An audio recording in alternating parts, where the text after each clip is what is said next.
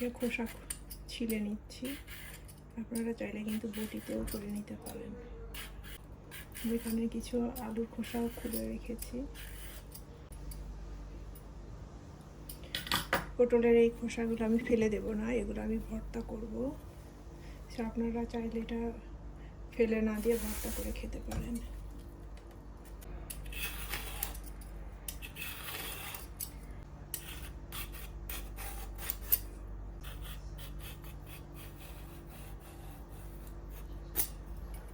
ভেজিটেবলটারও খোসা ছিঁড়ে নিচ্ছি।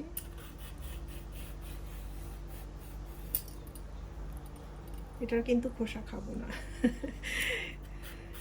এটার খোসা ফেলে দেবো।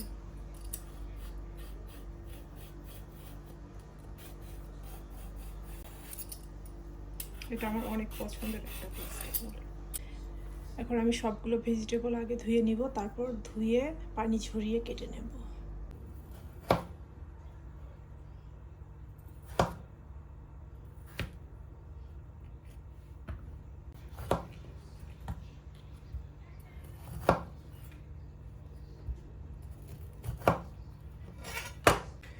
পটলগুলোকেও এখন কেটে নেব।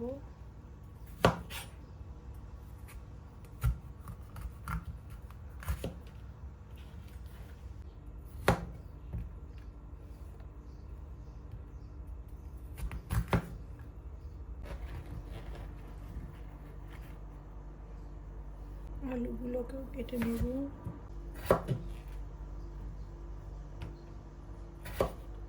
চুলোয় মিডিয়াম আছে প্যান বসে দিয়েছি আর প্যানটাকে গরম করে নিয়েছি।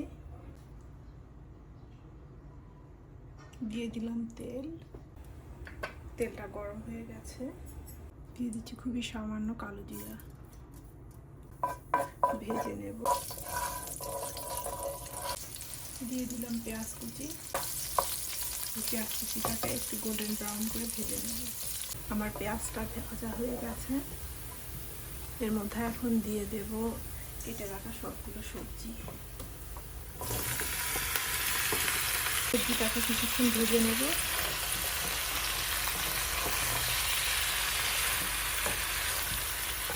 চুলোর আঁচ মিডিয়াম টু হাইয়ের মাঝামাঝি রেখে সবজিটাকে আমি 2 মিনিট ভেজে নিয়েছি। এর মধ্যে এখন দিয়ে দিব আদা বাটা, দিয়ে দিলাম রসুন বাটা, পেঁয়াজ বাটা, দিয়ে দিলাম জিরের গুঁড়া, মরিচের গুঁড়া, হলুদের গুঁড়া। এখন মশলার সাথে সবজিটাকে আরও কিছুক্ষণ কষিয়ে নেব। এটা করে যেটা হবে, সবজি এবং মশলা একসাথে কষানো হবে এবং আমার অল্প সময়ের মধ্যে এই রান্নাটা শেষ হবে। আপনাদের হাতে যদি সময় কম থাকে সেক্ষেত্রে কিন্তু এইভাবে সবজি রান্না করে আপনারা দেখতে পারেন।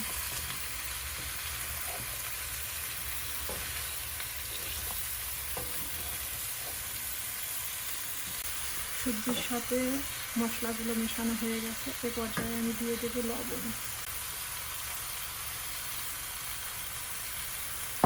লবণ দেওয়ার পর একটু পানি ছাড়বে।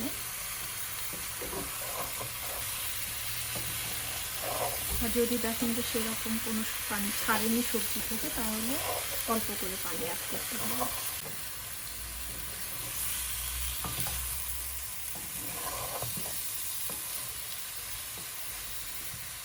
এখন সবজিটাকে আমি ঢেকে দিলাম।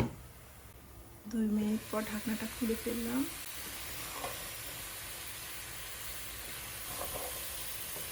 দিয়ে দিলাম অল্প করে পানি।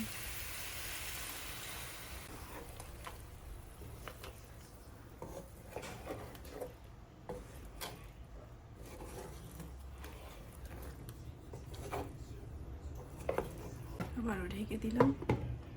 একইভাবে বারবার আমি অল্প করে করে পানি অ্যাড করব এবং আবার ঢেকে দিব। এভাবে কষিয়ে কষিয়ে তরকারিটাকে আমি সেদ্ধ করে নেব, ঠিক যতক্ষণ না সেদ্ধ হয়। প্রায় 15 মিনিট আমি সবজিটাকে কষিয়ে নিয়েছি। এখন দিয়ে দিচ্ছি গরম পানি।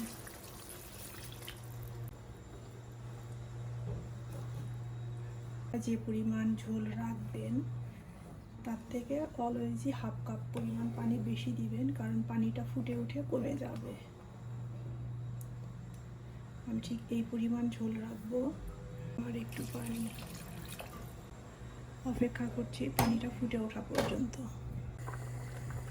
পানিটা ফুটে উঠেছে, এর মধ্যে দিয়ে দিচ্ছি আগে থেকে ভেজে রাখা মাছ। আমি এই তরকারিতে রুই মাছ ইউজ করেছি।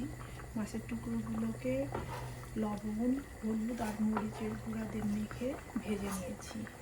মাছগুলো দেওয়ার পর এই পর্যায়ে অবশ্যই লবণ ঝালটা চেখে দেখতে হবে।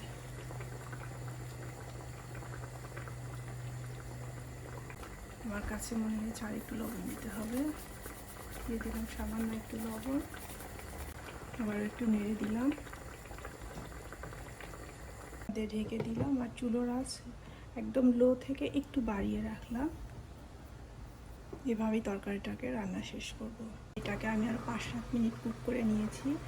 তরকারিটা হয়ে গেছে।